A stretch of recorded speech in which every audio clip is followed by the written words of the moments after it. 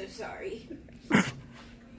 Hi everyone, my name is Jake Wheat Martian, and I'm here to present to you guys about animals that I may or may not be afraid of. So are there any animals that you guys are afraid of? Spiders. Lions. Amen. Spiders, lions, and then whatever you Spiders. said. Okay.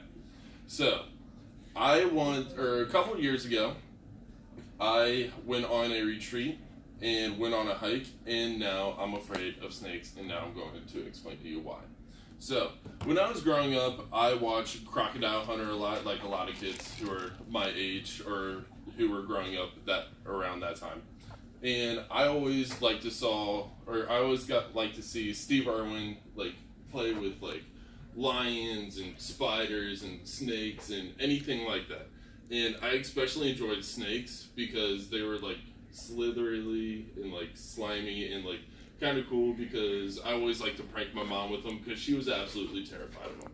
So, and plus a couple of my friends had them, so I like to go over to their house and just kind of play with them and do cool things with them, I guess you could say. So, but one day all of that changed. So a couple of years ago, I was an orientation leader, and one thing that we like to do was a lot of team bonding.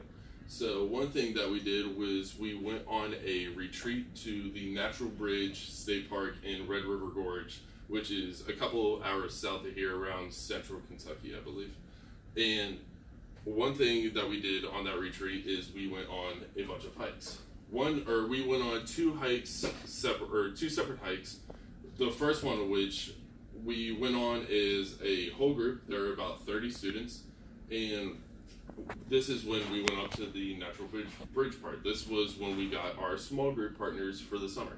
And right before we started the hike, our coworker Derek, he saw a little gardener snake that was about that big, and he flipped out because he was a lot more scared than I was. It was absolutely hilarious.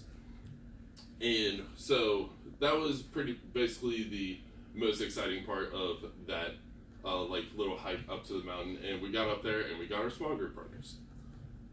Later the next day, we went on a even longer hike, and this was just kind of volunteer based. It was around we had around 12 students in the group out of the total of 30 who went on the trip.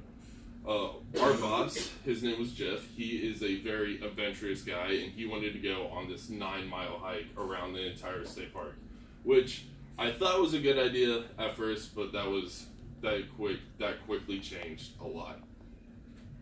So around 2 miles in, we saw a snake on the path. I'm towards the back of the path, or back of the group on the path, where I would stay for most of the trip. And Josh was there too. But Jeff was in the very front of the pack. He is an experienced hiking enthusiast and likes to do this kind of stuff. So he started to get a whiff of what a snake smells like. A snake is said to smell like cucumbers. And then he saw one in the middle of the path. I don't know if that's entirely true or not, but I believe it. I'm not a snake expert, but I'm just going to go with it. So he saw the snake on the path, he told everyone to stop, and we just let the snake do its thing and slithered off the path. That wasn't nearly as bad as the next example. So we get to around the halfway point of the hike, which is around 5 miles in. It's the furthest away from the campground that we have, or wherever we were at that point. I don't know, it was covered in the woods, couldn't really tell. My distance was way off, but it was far away. And I started to think to myself, what if one of us trips and breaks an ankle, or God forbid gets bitten by a snake or something like that? There's no way that emergency services could reach us at this point. There was no clearing for a helicopter. There's no way they could get an ATV or a 4-wheeler to that point, because it just wasn't happening. The woods was too dense, too thick, and basically if you got hurt, you're screwed. So like I said, we were around the halfway point, and we were walking through this point. It was mostly flat land, and then there was a bunch of ivy on either side of the path. And I was just like, okay, just be on the lookout. No reason to be like scared or anything like that. And because you couldn't really see what was under all of the ivy, you couldn't see what was crawling or slithering under there. So, at one point, keep in mind, I'm in the back of the pack, like I said before, and my friend Jen is right in front of me.